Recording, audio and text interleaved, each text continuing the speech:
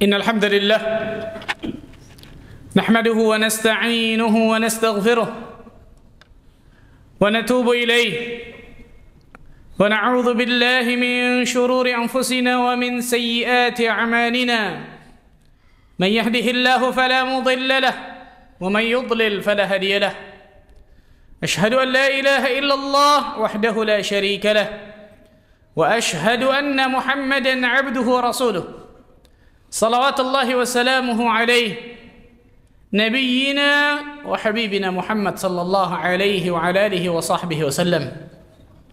قال الله تعالى في كتابه الكريم: يا أيها الذين آمنوا اتقوا الله حق تقاته ولا تموتن إلا وأنتم مسلمون.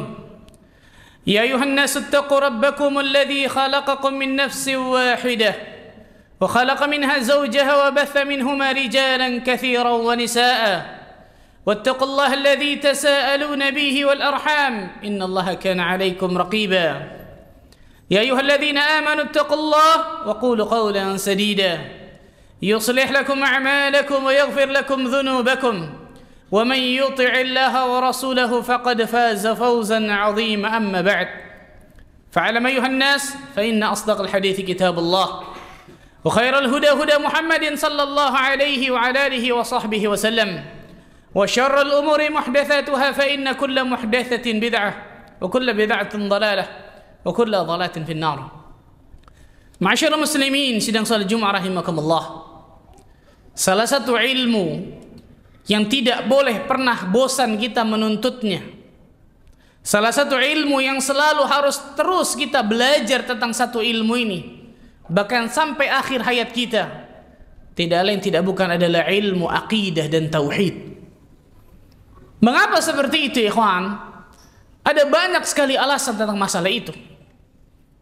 Tapi salah satu alasan yang paling jelas, karena Allah tabaraka wa ta'ala menciptakan diri kita untuk mentauhidkannya. Allah azza wa jalla berfirman dalam surat Adz-Dzariyat, surat yang insyaallah ta'ala ma'ruf di tengah kita semua, ayat ke-56. Wa ma khalaqtul jinna wal insa illa liya'budun. Dan tidaklah aku, kata Allah, menciptakan jin dan manusia kecuali untuk beribadah kepadaku. Liya'budun ay liyuwahhidun. Ditafsirkan oleh para ulama, beribadah kepada Allah adalah maksudnya mentauhidkan Allah tabaraka wa ta'ala. Karena ibadah kita tidak akan pernah bernilai kecuali tauhid kita benar, kecuali akidah kita benar. Sebagaimana salat kita tidak akan pernah bernilai kecuali wudu kita benar, ya ikhwan. Berarti kita diciptakan di atas muka bumi ini untuk mentauhidkan Allah tabaraka wa ta'ala, ya ikhwan. Di antara sebab yang lain, seluruh nabi dan rasul inti dakwah utamanya tidak lain tidak bukan adalah mentauhidkan Allah tabaraka wa ta'ala. Allah azza wa jalla berfirman dalam surat An-Nahl ayat 36, وَلَقَدْ بَعَثْنَا فِي كُلِّ أُمَّةٍ رَسُولًا أَنِ اعْبُدُوا اللَّهَ وَاجْتَنِبُوا الطَّاغُوتَ. Dan sungguh kami telah mengutus kepada setiap umat, ada rasulnya, ada utusannya. Apa tugas rasul tersebut kepada umatnya? Hendaklah rasul tersebut menyeru kepada umatnya, ani i'budullah wajtanibut taghut. Hendaklah kalian semua menyembah kepada Allah dan menjauhi sesembahan selain Allah azza wa jalla. Berarti inti dakwah seluruh nabi dan rasul tidak lain tidak bukan adalah tauhid, akidah yang benar. Apalagi Nabi kita Muhammad sallallahu alaihi wasallam, ikhwan, dari pertama kali beliau berdakwah sampai akhir hayat beliau tidak lepas dari akidah dan tauhid. Ketika beliau berdakwah pertama kali di Bukit Safa secara terang-terangan, beliau mengatakan, qulu la ilaha illallah tuflihu. Wahai orang-orang Quraisy, katakanlah la ilaha illallah, kalian pasti akan beruntung, bahagia, sukses dunia akhirat. Itu ketika pertama kali awal beliau berdakwah secara terang-terangan. Beberapa hari sebelum meninggal, Rasul sallallahu alaihi wasallam mengatakan, la'natullah 'alal yahud wan nasara ittakhadha qubur anbiya'ihim masajid. Semoga Allah melaknat Yahudi dan Nasrani, kata Nabi sallallahu alaihi wasallam, karena mereka telah menjadikan kubur-kubur nabi mereka sebagai masjid. Lihat, ini beberapa hari sebelum Nabi sallallahu alaihi wasallam wafat, ya ikhwan, masih mementingkan masalah akidah dan tauhid yang luar biasa. Apalagi ketika di 10 tahun pertama ketika beliau berdakwah di kota Mekah, yang pada saat itu belum diturunkan syariat apapun. Belum ada zakat, puasa, sholat berjamaah, azan, jihad, belum ada. Syariat sholat 5 waktu turunnya di tahun ke-10 kenabian ketika Rasul sallallahu alaihi wasallam di-Isra dan Mi'rajkan. Berarti 10 tahun pertama Nabi sallallahu alaihi wasallam menggembleng para sahabatnya tentang kalimat la ilaha illallah. Jadinya sahabat, ikhwan. Akidahnya luar biasa, tauhidnya menancap dalam hatinya luar biasa. Jundub bin Abdullah radhiyallahu anhu mengatakan, "Kunna ma'a Rasulillah sallallahu alaihi wasallam wa nahnu fityatun hazawirah." Kami dahulu ketika bersama Nabi sallallahu alaihi wasallam, pada saat itu kami adalah anak-anak yang baru mau beranjak dewasa, berarti baru remaja.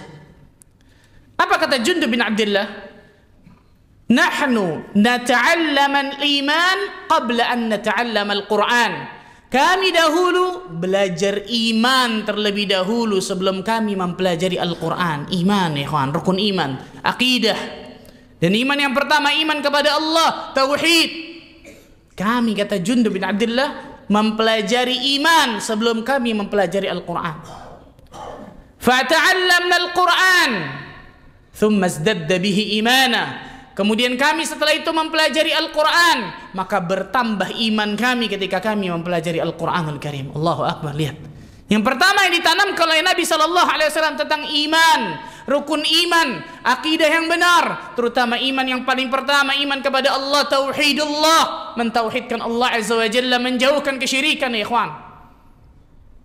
Aisyah radhiyallahu anha mengatakan, kalau seandainya ayat-ayat pengharaman khamr turunnya di kota Mekah, mungkin tidak ada sahabat yang meninggalkan khamar. Tapi ayat-ayat pengharaman khamar turunnya di kota Madinah, dan itu pun berangsur-angsur. Sebagian ulama mengatakan 3 kali, sebagian ulama mengatakan 4 kali. Di kota Madinah, bayangkan. Apa yang turun ayat-ayat di kota Mekah? Ayat-ayat tentang iman, ayat-ayat tentang surga, neraka, akidah yang benar, janji-janji Allah, ancaman-ancaman Allah. Sehingga para sahabat luar biasa, pondasi mereka kuat tentang akidah dan tauhid yang kuat, ya ikhwan. Lihat diri kita masing-masing. Lihat kaum muslimin, terutama terkhusus di bangsa kita. Berapa banyak yang masih meyakini adanya hari yang sial, adanya bulan yang sial. Apakah itu tauhid? Tidak, itu kesyirikan, ya ikhwan.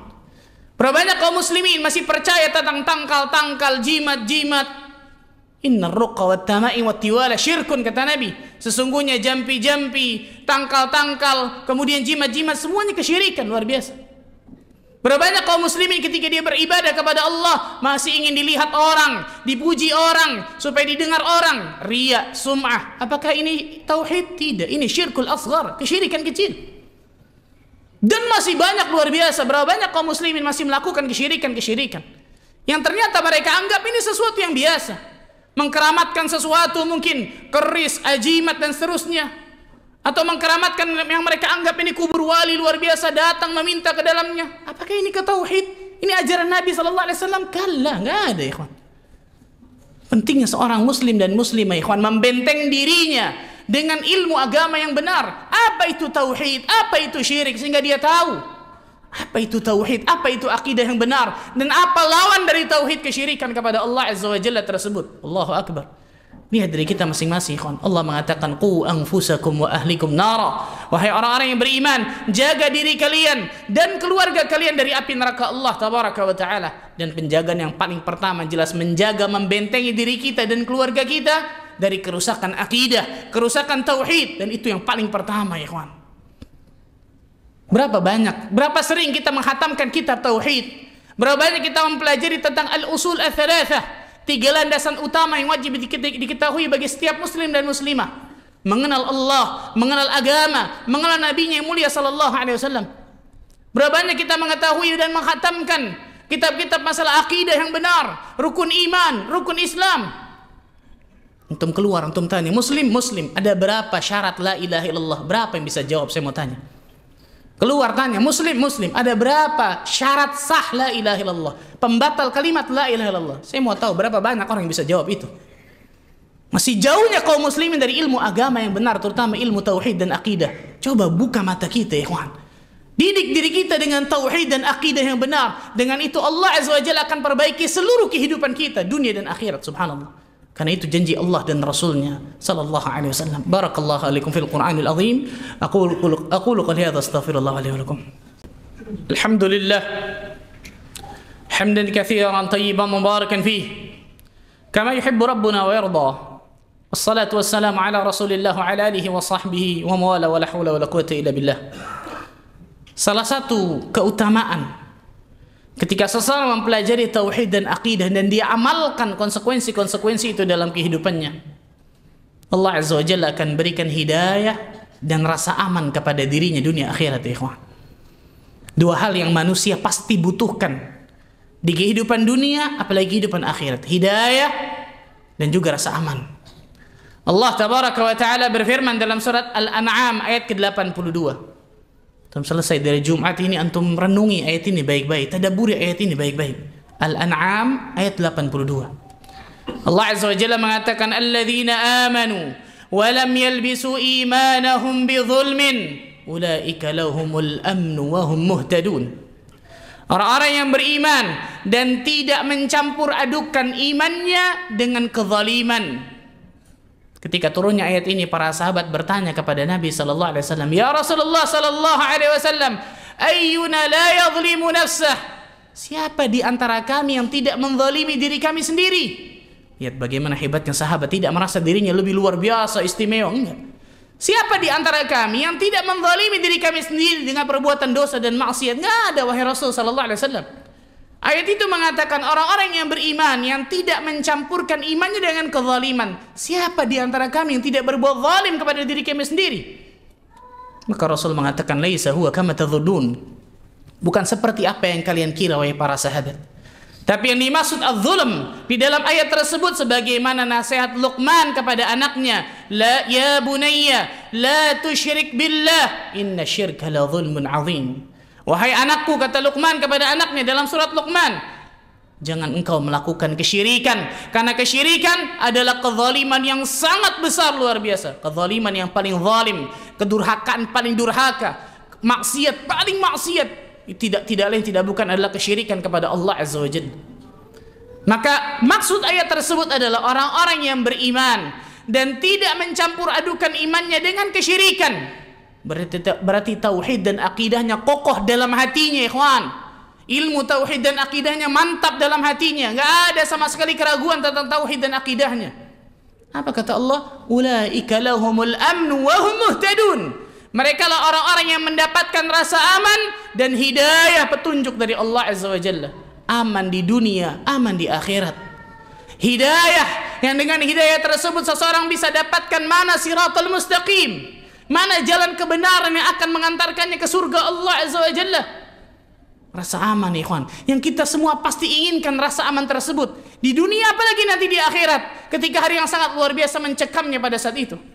Hidayah yang ketika seorang makhluk, seorang hamba Allah merenggut sakaratul maut tanpa hidayah taufik dari Allah, nggak akan pernah dia bisa mengucapkan kalimat tauhid dengan lisannya.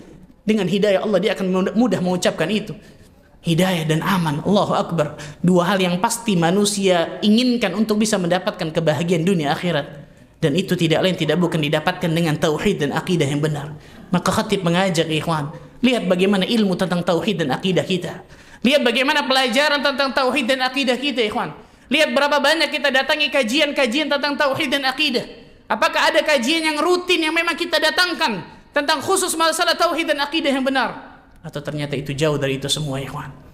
Semoga diri kita termasuk golongan hamba-hamba Allah yang mentauhidkan Allah dengan benar, berakidah dengan benar, sehingga dengan itu Allah Azza wa Jalla bisa berikan berbagai macam keutamaan dunia akhirat bagi diri kita, ikhwan. Allahumma amin. Allahumma salli ala Muhammad wa ala ali Muhammad kama sallaita ala Ibrahim wa barik ala Muhammad wa ala ali Muhammad kama barakta ala Ibrahim fil alamin innaka Hamidum Majid. Allahumma aqsim lana min khashyatika ma tahulu bihi bainana wa bain ma'siyatik wa min ta'atika ma tuballighuna bihi jannatak wa min al-yaqini ma tuhawwinu bihi alaina masa'ib ad-dunya. ومتعنا اللهم بأسماعنا وأبصارنا وقواتنا أبدا ما أبقيتنا واجعله الوارث منا واجعل ثأرنا على من ظلمنا وانصرنا على من عادانا ولا تجعل مصيبتنا في ديننا ولا تجعل الدنيا أكبر همنا ولا مبلغ علمنا ولا إلى النار مصيرنا واجعل الجنة هي دارنا وقرارنا ولا تسلط علينا بذنوبنا من لا يخافك فينا ولا يرحمنا برحمتك يا أرحم الراحمين. اللهم اغفر للمسلمين والمسلمات والمؤمنين والمؤمنات الأحياء منهم والأموات إنه سميع قريب مجيب الدعوات يا قاضي الحاجات. ربنا ظلمنا أنفسنا وإن لم تغفر لنا وترحمنا لنكونن من الخاسرين. ربنا لا تزغ قلوبنا بعد إذ هديتنا وهب لنا من لدنك رحمة إنك أنت الوهاب. اللهم أرنا الحق حقا وارزقنا اتباعه وأرنا الباطل باطلا وارزقنا اجتنابه. اللهم إنا نعوذ بك من جهل البلاء ودرق الشقاء وسوء القضاء وشماتة العداء. اللهم أعنا على سكرات الموت واجعل آخر كلامنا من الدنيا شهادة أن لا إله إلا الله وأن محمدا رسول الله وأنت راض عنا غير غضبان. ربنا تقبل منا إنك أنت السميع العليم وتب علينا إنك أنت التواب الرحيم. ربنا آتنا في الدنيا حسنة وفي الآخرة حسنة وقنا عذاب النار والحمد لله رب العالمين. أقيموا الصلاة.